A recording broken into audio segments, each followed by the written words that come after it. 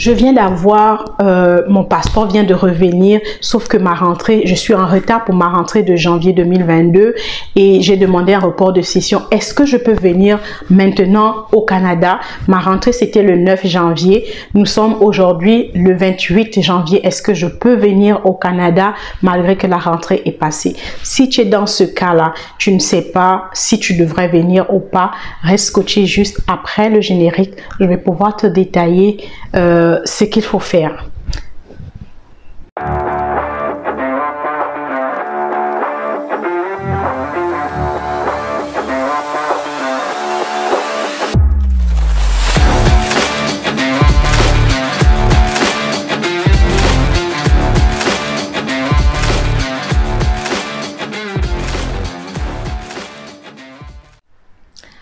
Alors, bonjour à tout le monde, bienvenue sur la chaîne Ma Découverte. Je m'appelle Abigail Madungu. Ici, on parle d'immigration, on parle aussi de lifestyle, en fait, de mon quotidien au Canada ou à l'étranger. Donc, si tu es nouveau sur cette chaîne, pardon, je te souhaite la bienvenue. Bienvenue dans la famille. Hein. Ici, je ne suis pas agent en immigration, donc déjà, faut enlever ça de votre tête. Je suis juste moi et je partage juste mes connaissances en immigration. C'est basé sur mes recherches. Je trouve l'information sur le site de canada.ca, donc le site de Immigration Canada, et aussi sur Google, parce que tout le monde a accès à Google, tout le monde a accès au site d'immigration. Donc les informations que je donne, vous pouvez les trouver aussi vous-même sur Internet. Ici, je vous aide à faire votre demande d'immigration par vous-même, en fait, et c'est gratuit. Donc aujourd'hui, le sujet d'aujourd'hui, c'est une question qui m'est revenue. Des personnes qui ont reçu leur passeport en retard après la date de leur rentrée. Ça veut dire immigration a demandé le passeport, ils ont fait la demande de permis d'études, mais ils ont reçu le passeport en retard. Je vais prendre un cas concret. Quelqu'un qui devait commencer les cours le 9 janvier 2022 pour la session d'hiver, mais son passeport est arrivé après le 9. Donc, il se demande, là je viens d'avoir mon passeport, juste une minute. Voilà, désolé. Donc, la personne se demande, est-ce qu'il a le droit de venir au Canada, étant donné que dans son passeport, il a un visa. Le visa est valide, il peut venir au Canada, donc à n'importe quel moment. Du moment que son visa est valide à partir de janvier, ça veut dire janvier, il peut rentrer au Canada. Est-ce qu'il peut rentrer? Est-ce qu'il ne va pas courir le risque de se faire rapatrier? Donc, beaucoup de personnes me posent la question, qu'est-ce que je dois faire? Est-ce que je viens? Est-ce que je ne viens pas? Est-ce que je viens? Bon. Je vais vous parler d'abord de moi, mon cas. Moi, ma rentrée, je suis arrivée en retard. Mais à l'époque, tu pouvais même venir, je sais pas moi, tu avais le droit de venir, même si tu es en retard, tu peux avoir la lettre de report de session, comme tu peux ne pas l'avoir. Parfois, on ne te demandait pas ça. Tu peux arriver même 6 mois avant ta rentrée, du moment que ton visa est valide. Parce que c'est le visa qui te permet d'atterrir sur le sol canadien. Mais ça, c'était à l'époque. Ça, c'était à l'époque. Maintenant, là, ce n'est plus ça. Maintenant, tu as droit de rentrer au trop, là, c'est 1 mois avant ta rentrée.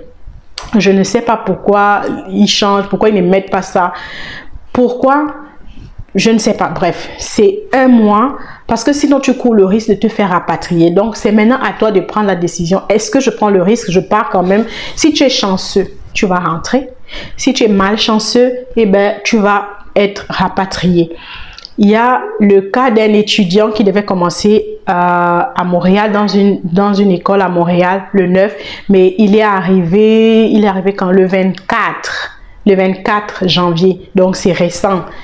Mais la personne s'est fait rapatrier. Elle avait même la lettre de report de l'école. Elle s'est fait rapatrier. Il y a une autre personne qui venait de, je ne sais plus si c'est Burundi ou du Rwanda, je pense entre Burundi et Rwanda. Il devait commencer le 9, mais l'école permettait une rentrée tardive qui était, je pense, c'était jusqu'au 23. Lui, il est arrivé au Canada le 22, donc 1 jour avant la dernière date que l'école pouvait autoriser un étudiant. On l'a quand même rapatrié. Ils ont dit non, tu es en retard. La rentrée normale, c'était le 9. L'autre rentrée là, qui est le 23 là, ça c'est une rentrée tardive. Donc, l'argent l'a rapatrié, c'était même pas négociable. Aujourd'hui encore, je parlais avec un Gabonais qui, lui, on a rapatrié 3 personnes devant lui. Pourquoi? Ben, ces personnes sont arrivées après la date de leur entrée et ils avaient des lettres de report de session pour l'automne 2023. Mais nous sommes en janvier. De janvier jusqu'en septembre, il y a beaucoup de mois qui vont s'écouler. Qu'est-ce que tu vas faire au Canada? Parce que tu n'auras pas le droit de travailler pour commencer. Pour que tu travailles au Canada en tant qu'étudiant, il faut que tu aies commencé ton premier cours. Donc, ces personnes-là ne peuvent pas travailler. Qu'est-ce qu'ils vont faire ici? Du coup, on a rapatrié ces personnes. Lui, il a eu la chance, celui qui m'a donné le témoignage, il a eu la chance, on lui a donné un visa temporaire sur le coup. On était sur le point, lui aussi, de le rapatrier. Il a essayé de négocier. Les autres ont pleuré, c'était des filles en plus. Elles ont pleuré, essayé de négocier, mais rien à faire. Ça dépend vraiment de sur qui vous allez tomber. L'agent, s'il est indulgent, il peut vous laisser rentrer. Mais s'il respecte trop la loi, là, vous allez vous faire rapatrier. Comme ça a été le cas pour ces 3 filles-là. Bon, moi, je ne peux pas vous conseiller de venir. Si ta rentrée est passée, attends la date de ta prochaine rentrée pour venir. Attends au moins 1 mois avant ta prochaine rentrée. C'est à ce moment que tu viens. C'est plus logique. Parce que pourquoi tu vas payer un loyer de janvier, février, mars, avril, mai, juin, juillet, jusqu'en septembre sans travailler? Tu vois que c'est des dépenses en vain. Il est mieux d'attendre tranquillement dans ton pays ta prochaine rentrée. Tu demandes un report de session et tu viens. Donc, la réponse que moi je donne, c'est non. Je ne vous recommande pas de venir quand vous êtes en retard. Mais si vous prenez le risque, c'est vous qui décidez. J'ai une étudiante dont je coachais pour le permis d'études. Elle est arrivée en retard et on lui a pas posé beaucoup de questions. Pour elle, ça marchait, elle est rentrée malgré le retard. Elle a réussi à rentrer. Ça, c'était sa chance. Mais regardez, j'ai le cas de 4 personnes qui ont été rapatriées, mais qui étaient dans le même cas que la fille. Peut-être elle, comme elle était trop jeune, ça jouait aussi. Ils ont eu pitié d'elle. Mais ce n'est pas toujours comme ça. Ça dépend de l'agent sur qui vous tombez. Si c'est un agent strict... désolé, ça a coupé. Donc, comme je disais, ça dépend de sur quel agent vous allez tomber. Si l'agent, il est strict, il va vous rapatrier direct parce que vous êtes arrivé en retard, bien que le visa soit valide, il ne va pas vous donner le permis d'études, il ne va pas vous donner le permis de travail. Et même si on vous donnait le permis de travail et que vous rentrez sur le territoire, vous n'avez pas le droit de travailler avant septembre, avant le premier jour des cours. C'est quand vous avez commencé votre premier cours que là, vous avez le droit de travailler et c'est à temps partiel que vous avez le droit de travailler. Vous devez être inscrit à temps plein pour avoir le droit de travailler au Canada.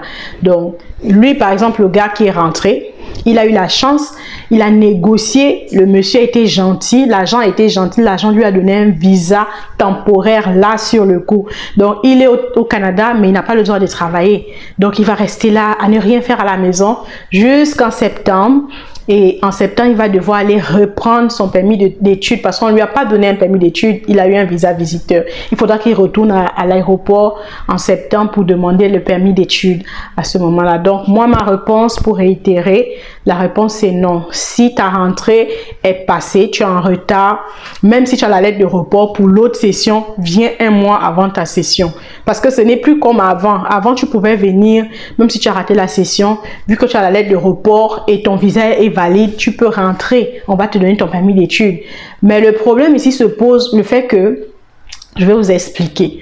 Lorsque tu as un permis d'études qui est censé commencer en janvier, mais toi tu arrives en janvier, tu ne vas pas étudier parce que l'immigration t'a donné les papiers en retard. On est d'accord. Tes papiers sont arrivés en retard. Au lieu d'être arrivé avant le 9 janvier, c'est arrivé après le 9 janvier. Tu rates ta session donc, mais tu veux quand même rentrer. On va te laisser rentrer. Tu vas faire toute une session sur le sol canadien sans étudier. Avec un permis d'études, c'est-à-dire ton permis d'études va prendre effet à partir du moment où tu es rentré au Canada. Donc, si tu es rentré le 25, à partir du 25 janvier, ton permis d'études est valide, ton CAQ aussi est valide. Tu es censé étudier, mais tu n'étudies pas parce que tu es venu en retard. Ok. Pour ceux-là qui font des sessions accélérées, il y a la session d'été qui suit où tu es censé avoir cours. tu ne vas pas prendre cours parce que si tu n'as pas commencé en automne, tu ne peux pas commencer. Si tu n'as pas commencé en automne ou hiver, tu ne peux pas faire une session d'été. Il te faut commencer en hiver pour pouvoir faire la session d'été. Donc, ça te fait 2 sessions que tu rates. Tes papiers vont expirer plus tôt que prévu parce que ceux qui font les sessions accélérées, au lieu de 3 ans pour le DEC, c'est 2 ans. Donc, ça fait que tu perds une année comme ça. Tu n'as pas pu faire 2 sessions. Quand tu vas vouloir renouveler tes papiers, tu peux te retrouver avec même un interdit de territoire bêtement. Pourquoi? On va te demander, pardon, tu vas d'abord commencer par le CAQ avant de demander la prorogation de permis d'études.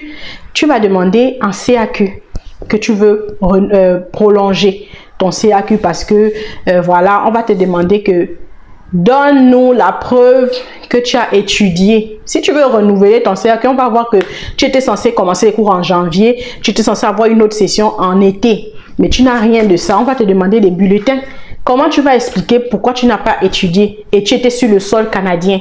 Donc, ça veut dire que tu es resté sur le sol canadien de façon illégale parce que ton statut était étudiante, mais tu n'as pas étudié. Pour t'éviter ça, c'est pourquoi il est mieux pour toi de rester dans ton pays, attendre 1 mois avant ta prochaine rentrée, tu viens.